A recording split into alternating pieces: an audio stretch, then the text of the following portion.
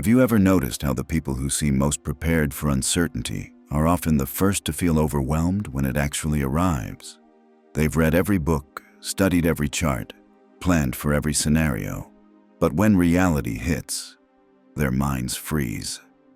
Psychology sometimes refers to this as a preparation paradox. The more we try to control the future, the more vulnerable we can become to the very outcomes we're trying to avoid. Picture this. It's the mid-2020s. You're scrolling through your phone, checking your investment account for the third time today.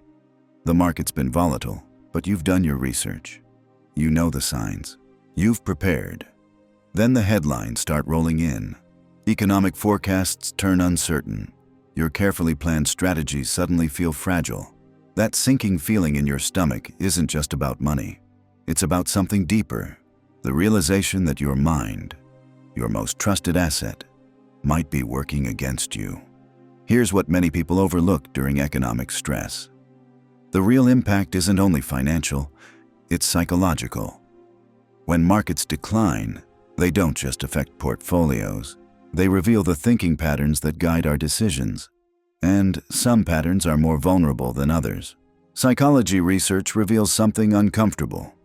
People who believe they're best equipped to handle uncertainty often carry powerful cognitive biases. One of the most studied is overconfidence bias. It's common across domains. A large percentage of drivers believe they're above average. Investment professionals often overestimate their ability to anticipate market movements. The pattern is widespread. We tend to trust our judgment more than evidence supports. But here's where it gets interesting. Overconfidence doesn't just encourage poor risk assessment. It can blind you to information that challenges your assumptions. Psychologists call this confirmation bias. Your brain becomes a filter, prioritizing data that supports existing beliefs while downplaying warning signs. During the 2008 financial crisis, many decision-makers dismissed growing risks because those signals conflicted with prevailing narratives. Then there's availability bias. Your mind evaluates risk based on what feels most vivid or recent, not what is statistically most likely. Dramatic headlines feel more immediate than long-term data trends. Media systems naturally amplify emotionally charged information because attention follows intensity. Calm analysis rarely spreads as fast.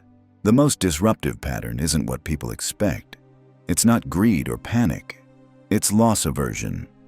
Research consistently shows that losses feel significantly more intense than equivalent gains. This imbalance doesn't just influence investment behavior. It affects everyday decisions. Fear of making the wrong move can lead to inaction, hesitation, or holding on to declining positions longer than intended.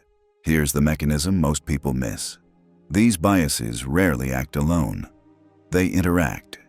Overconfidence narrows preparation. Confirmation bias limits corrective feedback. Availability bias magnifies perceived threats. Loss aversion restricts action. Together, they form what psychologists describe as a cognitive feedback loop. Your thinking feels rational, but outcomes steadily deteriorate. What makes the coming years particularly challenging isn't just economic conditions.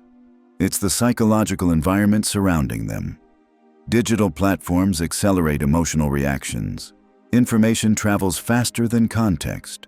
Collective behavior amplifies uncertainty. Tools designed to inform can unintentionally reinforce instinctive thinking patterns. The irony is striking. Minds that feel most prepared can sometimes be the most exposed. Intelligence without reflection becomes vulnerability. Knowledge without humility becomes rigidity. Preparation without psychological flexibility loses resilience. You've just seen the mechanism. The next move is yours. You don't need to shout to be understood. You just need the right space to think clearly. That's what rational depth is. A quiet corner of the internet for thoughtful minds. If you felt something here, consider subscribing. Quietly, thoughtfully.